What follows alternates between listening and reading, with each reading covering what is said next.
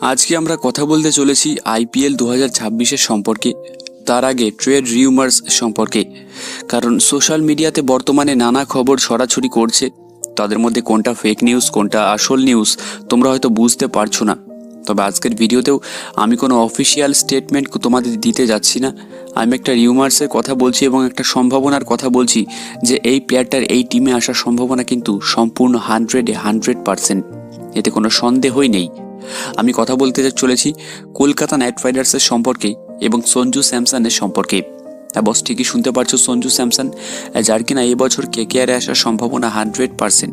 সেটা কেন বলছি যে সঞ্জু স্যামসন কিন্তু বর্তমানে রাজস্থান রয়্যালস তার টিমকে জানিয়ে দিয়েছে সে রাজস্থান রয়্যালসে থাকতে চায় না, সে নিজে থেকে সরে আসতে চায়। সেখান থেকে সে জানিয়ে দিয়েছে যে আমাকে অকশনে পাঠিয়ে দাও, না হলে আমাকে অন্য টিমের সঙ্গে ট্রেড করে দাও।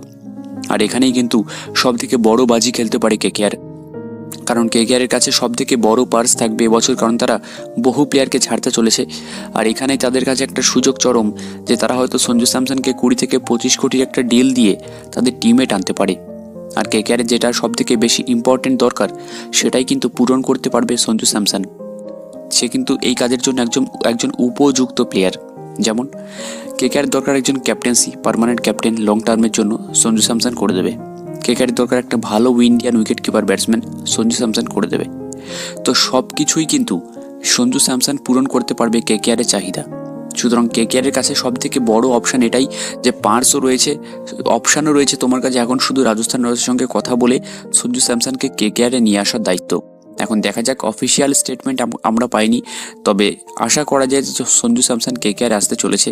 তো তোমাদের কি মনে হয় অবশ্যই কিন্তু কমেন্টে জানিও।